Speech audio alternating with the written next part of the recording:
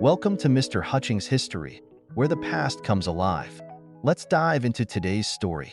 All right, let's jump right in. Sounds good to me. Today's deep dive Deep dive. is going to take us right into the heart of 1960s radicalism. Okay.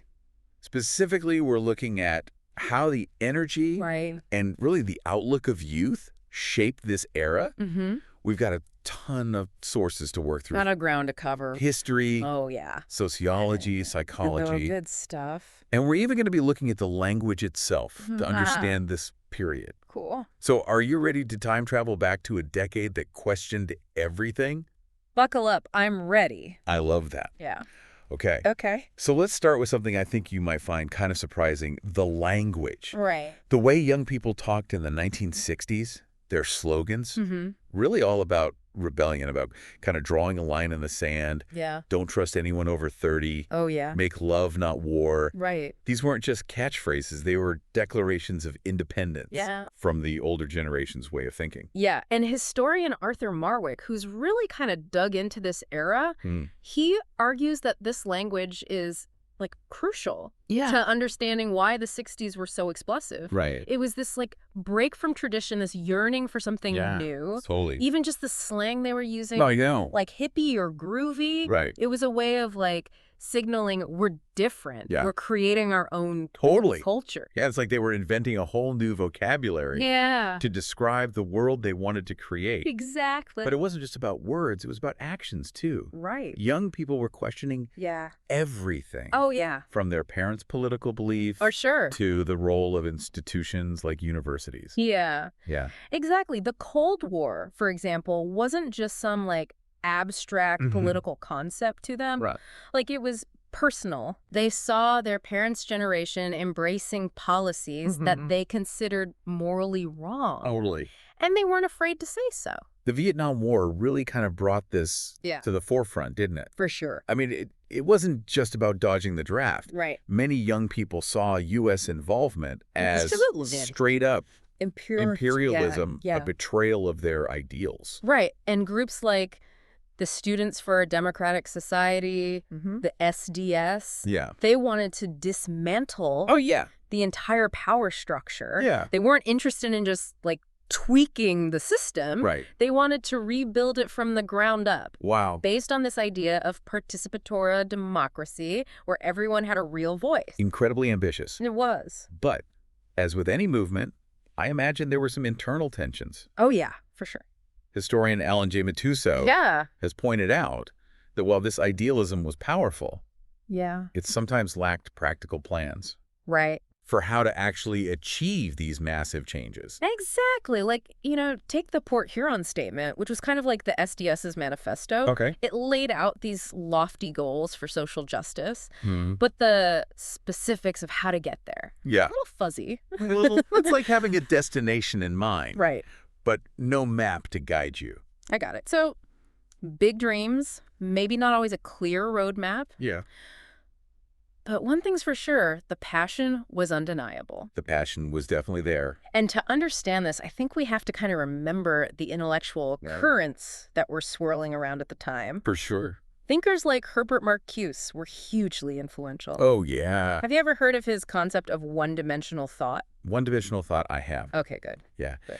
Marcuse, he argued that modern society was basically trapping people Okay. in this like narrow way of thinking, limiting our imagination Right. and really our potential. And this resonated really deeply with young people who felt stifled, like the system was boxing them in. Totally. It gave them a framework for understanding their own discontent.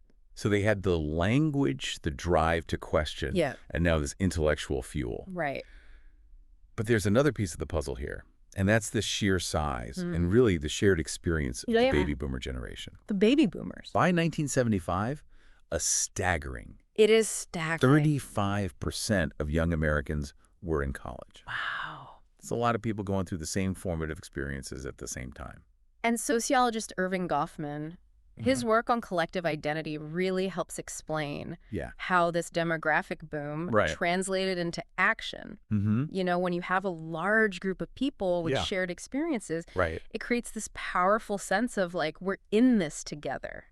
which can really fuel social movements. The Columbia University protests in 1968 are a great example of this, right? They are. It wasn't just about the Vietnam War. Right. Students were united against racism, against the university's expansion into Harlem. Yeah. It became a symbol of collective power. For sure. Challenging the establishment on multiple fronts. Yeah, and let's not forget the generational clash. Oh, of course. That was at the heart of it all. Right. You have the greatest generation shaped by the Depression and World War II, facing off against their baby boomer kids who had a very different set of values. It wasn't just about, long hair and rock music. Right. It was a fundamental difference in how they saw the world. Absolutely. The older generation valued conformity, hard work, fitting into the system. Yeah. The younger generation, they were questioning the system itself. Exactly. Talk about a recipe for tension at the family dinner table. Oh, yeah. Right. And psychologist Erik Erikson's theories on adolescence help us understand this tension even more. Yeah. He argued that questioning authority and seeking your own identity are natural parts of growing up. Yeah. And it just so happened that this generation's coming of age coincided with a historical moment that was ripe for rebellion. So you've got this perfect storm. You do. A huge generation of young people questioning everything, fueled by new ideas, and clashing with their parents' worldview. It's a clash. I wonder the 1960s were such a turbulent time. Yeah, for sure. But amidst all of this chaos, there was also this sense of optimism, a belief that real change was possible. It felt possible. Think about the youthful energy of the Kennedy administration. Oh, yeah. When JFK challenged Americans to ask what you can do for your country, it really resonated with young people who were eager to make their mark on the world. They were ready to roll up their sleeves and get to work. It feels like there was a real shift in how people, especially young people, viewed authority. Totally. Institutions like universities, which had always been seen as these bastions of knowledge and progress, were now being scrutinized. They were no longer seen as infallible. Right. In fact, many saw them as complicit in the very problems they were fighting against. Absolutely. And this shift was fueled in part by the media. Oh, for sure. Television and newspapers played a huge role in shaping how people understood the events of the era. Absolutely. Images of student protests, especially those that turned violent, like the Kent State shootings, were beamed directly into people's living rooms, making this generational conflict impossible to ignore. It's fascinating how the medium itself, as media theorist Marshall McLuhan argued, amplified the message, TV, with its immediacy and visual power. Oh, yeah. Made these protests feel visceral and immediate, bringing the struggle right into people's homes. It wasn't just about reading about events in the newspaper anymore. You were seeing them unfold in real time, feeling the raw emotion of the moment. And that had a profound impact on how people, especially the older generation, perceived these young radicals. And their demands for change. Wow. Pretty intense. Crazy times. Crazy times.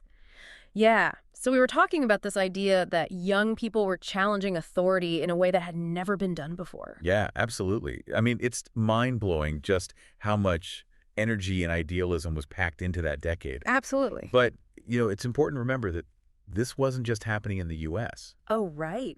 The 1960s was a time of intense global upheaval. It was a global phenomenon, for sure. And young people were at the forefront of that, too. Yeah, they were. Remember those examples we touched on earlier? Oh, yeah, fill me in. Student protests in France. Right. The Tlatelolco massacre in Mexico. Oh, wow, yeah. The Prague Spring in Czechoslovakia. Like it was happening everywhere. Yeah, and these weren't isolated incidents, right? Right. They were all part of a larger wave of youth-driven movements happening all over the world. It really is incredible when you think about it. It is. It's like young people on every continent were waking up at the same time and saying, we want something better. Yeah, and historian Emanuel Wallerstein, he had a fascinating perspective on this. He argued that these movements, they weren't just about specific issues. They were symptoms of a much larger systemic crisis. Oh, wow.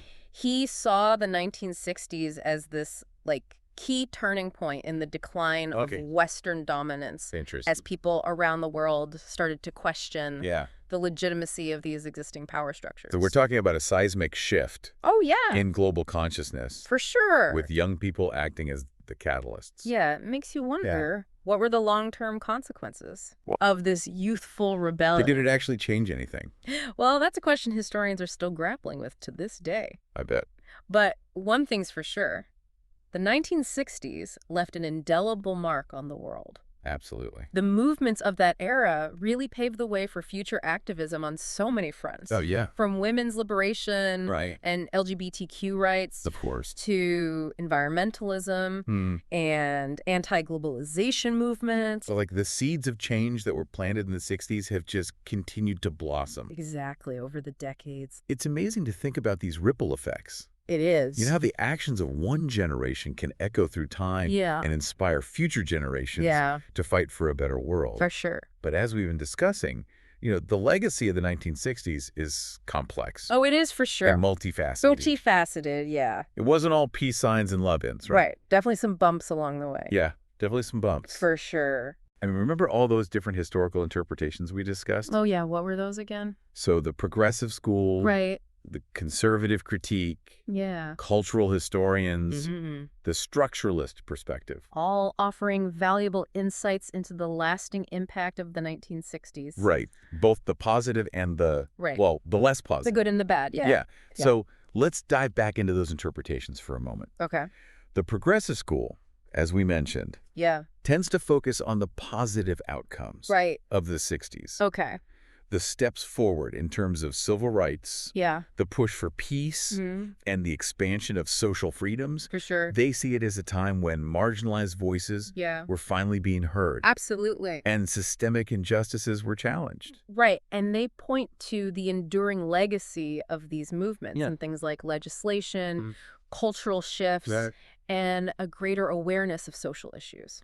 They argue that the 1960s fundamentally changed the way we think about equality, justice, and the role of government in addressing social problems. Interesting. Yeah. The conservative critique, on the other hand, paints a much different picture. Oh, really? They tend to focus on what they perceive as the negative consequences of the 60s. Okay. They argue that it led to a decline in traditional values, an increase in permissiveness, and a weakening of social order. Got it. Think rising crime rates, the breakdown of the nuclear family, and the erosion of authority. They see the counterculture movements of the 60s as a source of instability. Yeah. A challenge to the traditional hierarchies and social norms that had held society together for generations. And they argue that we're still grappling with the fight out from this cultural upheaval today. Yeah, I can see their point. Yeah, for sure. And then we have the cultural historians who take a different approach altogether. All right. They're less interested in the political battles and more fascinated by the transformative impact of youth culture. Right. On things like art, music, fashion, interesting, and social norms. So for them, the 1960s was a time of immense creativity and cultural ferment. Think about the explosion of rock and roll music. Oh, yeah. The rise of psychedelic art. Wow.